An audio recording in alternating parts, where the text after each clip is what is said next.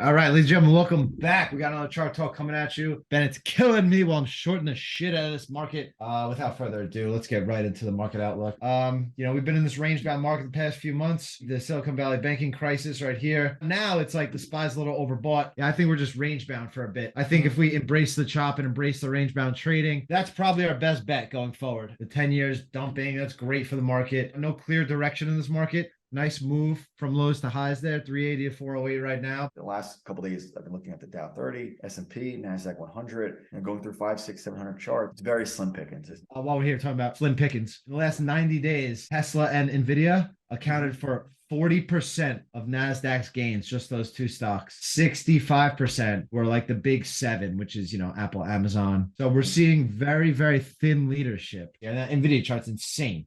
It's nuts. Again, through this 380, again, triggered on Friday, right into the retest. We kind of talked about, or I was talking about in the big picture, where if it does retest, then reverse, I'll take some profit. Oh, God, I'm going to kill you, Bennett. I didn't tell you to cover the short. But yeah, I'm really, I like, if you see my eyes looking, I'm really just watching the candle. It's going down. I had 3,000 shares every 10 cents, $300.